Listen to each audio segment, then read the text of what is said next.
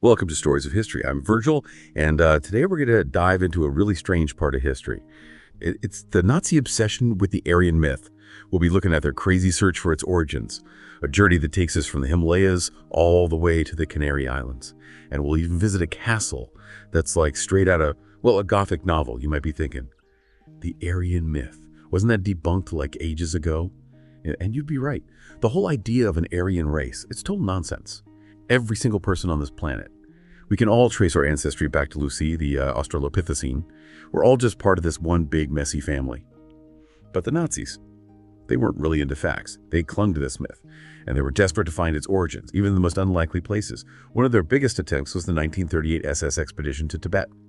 They sent a team of 5 scientists, a botanist, a zoologist, a geographer, a logistics expert, and leading the whole thing, an anthropologist who was obsessed with proving the Aryan myth. Can you imagine this group trekking through the Himalayas, armed with measuring tapes and plaster to make face masks? They were determined to find evidence. They were measuring skulls, comparing features. They even focused on the Tibetan aristocracy. They figured if this Aryan race actually existed, it would be among the elites late. But here's the thing. This expedition, like a lot of the ones they did, was a complete failure. They found absolutely nothing to support their theory. But you know what? This failure, it didn't stop them. It really shows you how committed they were to this ideology, even when the evidence was saying the opposite. The guy behind this whole obsession was Heinrich Himmler, the head of the SS, now Himmler. He was really into the occult, and he took the Aryan myth very, very seriously. He even went and created a special SS department. They called it the Honor Bee, dedicated to research in Germanic history, and collected objects that they believed had magical power, things like the Holy Grail or the Spear of Destiny, the kind of stuff you'd see in an Indiana Jones movie. For Himmler, this wasn't just about academic research. He saw the Honor Bee as a way to reshape history, make Nazi ideology seem legitimate. He wanted proof, like actual relics, that would prove their claims of Aryan superiority. And speaking of relics, let's talk about Hitler's obsession with the Holy Grail. He really believed that if they could find it, it would give the Nazis some kind of ultimate power, like a magic weapon in their quest to take over the world. Now, the Holy Grail myth itself, that's evolved over centuries, from a simple cup in those old King Arthur stories. In Himmler's twisted mind, a jewel from Lucifer's crown. It's a perfect example of how the Nazis took existing myths, twisted them, and made them part of their own story.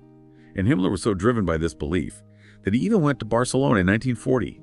He was convinced the Grail was hidden in those Montserrat mountains, and his evidence, a messed-up interpretation of Wagner's opera Parsifal, and some other weird texts, of course.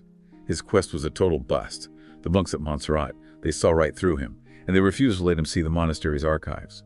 But Himmler not finding the Grail, that didn't stop his enthusiasm for what you might call fake archaeology. He had bigger plans that all centered around Wilsberg Castle. It was a 17th century fortress, and he wanted to make it the spiritual center of Nazism, this huge triangular fortress. It was going to be more than just a castle. It was going to be a research center for the Aryan myth, a place to store all those SS relics, a training ground for future Nazi leaders, like a physical embodiment of their whole messed up ideology. They even built a crypt with an eternal flame. And a big fancy round table room for Himmler and his top 12 SS officers. It's almost funny how they tried to steal that whole King Arthur imagery and make it like a dark, twisted version of Camelot. But the reality of this fairy tale castle was anything but fun. They used concentration camp prisoners to rebuild it, and a lot of those prisoners died. The whole project was heavily influenced by this guy, Carl Maria Williget. He was a retired military officer. Some pretty unusual beliefs. He claimed to be a descendant of the Norse god Thor, and that he could levitate. Yeah, you heard that right. The heart of Nazism was being shaped by a guy who thought he could fly. This whole mix of fake archaeology, occultism, and distorted history. It's mind-blowing. It's really disturbing that an ideology built on such crazy ideas could lead to such horrific things. But it shows us something important. History can be manipulated, twisted, used as a weapon. The Nazis are a perfect example of what can happen when people stop thinking critically and embrace dangerous ideologies. It's a lesson that's still relevant today. We're constantly bombarded with information. It's more important now than ever to be careful about what we believe, to question what we see and hear, and to remember that history, even when it sounds crazy, can teach us valuable lessons. Now, before we go any deeper into the Nazis' messed up worldview, let's take a look at something that might seem kind of unrelated at first. The Spanish Civil War. You might be wondering, what does a war in Spain have to do with the Aryan myth? Well, it turns out the Spanish Civil War played a big role in shaping Nazi ideology. It was like a test run for their military tactics. Yeah. And even more disturbingly, a lab for their racial theories, this brutal war.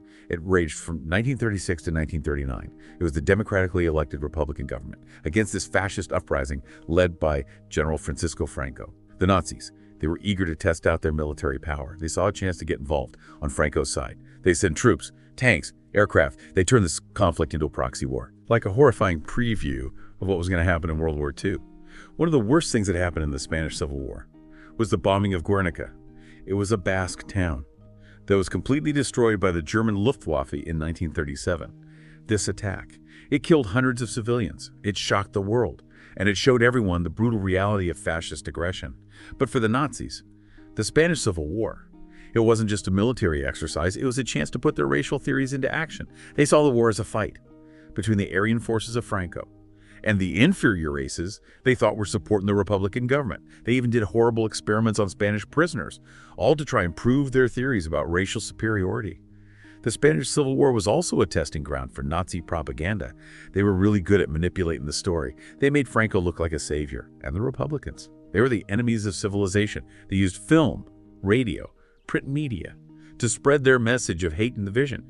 They were perfecting their techniques for the big global conflict that was coming. So even though the Spanish Civil War might seem like something from a long time ago, it was really connected to the development of Nazi ideology and their pursuit of racial purity. It's a scary reminder that even historical events that seem unrelated can have a huge impact on each other, and that the seeds of hate and violence can show up in the most unexpected places. It's kind of scary to think about how much this whole racial ideology was like baked into the Nazi worldview. They were obsessed with getting their hands on these biblical artifacts. They thought these objects had some kind of mystical power, like a key to unlocking their destiny to rule the world. It's kind of weird, because they weren't really religious. But they were sure that having these relics would give them an advantage in the war. A good example is Himmler's obsession with the Ghent altarpiece. It's this 15th century masterpiece, Flemish art, also called the Adoration of the Mystic Lamb. But he didn't care about the art. He thought it had a secret map hidden on it, a map that would lead to the instruments they used to crucify Christ. Himmler was sure these instruments had some mystical power they could use for the Nazi cause. But of course, that's all nonsense. We don't even know for sure if those instruments exist, let alone a map to find them. It's another case of the Nazis, twisting history, changing the facts to fit their own messed up story. Remember how Himmler went to Barcelona in 1940, supposedly to meet with Franco? Well, he also tried to sneak off to Montserrat to search for the Grail.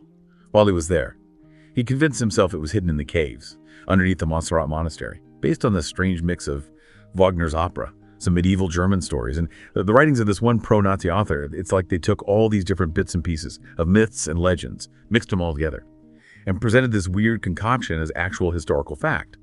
Luckily, the monks at Montserrat weren't fooled by Himmler.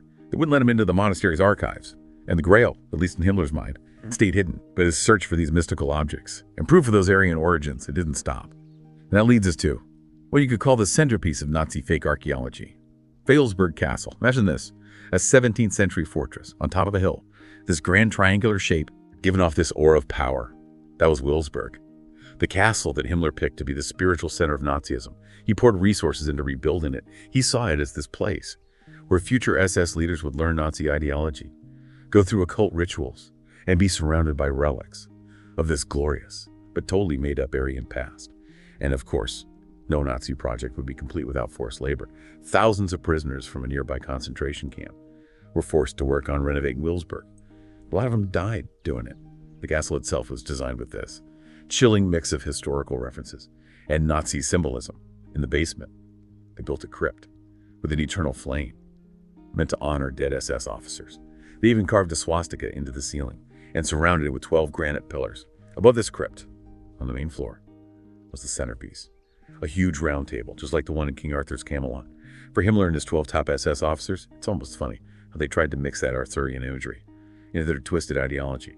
It wasn't a joke. This wasn't just a prop. This was the place where Himmler and his inner circle met to plan some of their worst crimes, like the invasion of the Soviet Union. They even decided there that they needed to kill at least 30 million people to weaken the Slavic race. It shows you this wasn't just a group playing dress-up. These were powerful men making decisions that had terrible consequences for millions. Wilsburg was supposed to be a showcase for the Aryan myth, a place to display artifacts and evidence to support their theories about race. But of course, the Aryan myth was a lie. All they had to show were these twisted interpretations of history, objects that they thought had mystical power. They even planned to put the Holy Grail there, if Himmler ever actually found it. The fact that the castle is still standing today, it's a reminder of how dangerous unchecked ideology can be, and how easily people can believe in fantasies of power and racial superiority. Now you might be thinking, the Canary Islands, what do those sunny Spanish islands have to do with the Nazis and their Aryan obsession? Well, it might seem like a stretch, but it really shows you how far the Nazis were willing to go to chase after this myth. Remember those expeditions we talked about? Tibet wasn't the only place on their list. They had their eyes on all sorts of places around the world, convinced they'd find proof of this Aryan race, scattered everywhere. And the Canary Islands, with their unique history, and the people who lived there, they caught the Nazis' attention. Their reasoning was, well, you can probably guess, a strange mix of distorted history, wishful thinking, and just plain making stuff up. They'd latched onto these vague theories about the Guanches, the original inhabitants of the Canary Islands. They had a different culture and looked different from other people. Some theories suggested they might be descended from ancient Europeans, maybe even related to the Berbers of North Africa, who sometimes got linked to the mythical Atlantis. This was all the Nazis needed to make up a story about the Canary Islands, being a lost outpost of the Aryan race, a place where the pure blood of their ancestors still flowed through the veins of these indigenous people. Of course, there was no scientific evidence for any of this. The Guanches, like all human populations, had their own unique genetic history. There was nothing to suggest any connection to this made-up Aryan race. But like we've already seen, facts didn't really matter to the Nazis. When it came to their ideology, they were determined to find proof of their racial theories, no matter how far-fetched or weak the evidence was. And the Canary Islands, with their exotic feel and hints of a lost European past, fit perfectly into their story. So they planned an expedition. They wanted to study the Guanches, measure their skulls, analyze their blood, and search the islands for anything that might prove an Aryan connection. They even thought about starting a breeding program on the islands, using the Guanches as the source of pure Aryan blood to make the German race stronger. It sounds crazy, like something out of a dystopian novel, but these were ideas that the Nazi regime was actually considering. Luckily, World War II started, and that put their plans for the Canary Islands on hold. They had other things to worry about, and their dreams of an Aryan outpost in the Atlantic kind of faded away.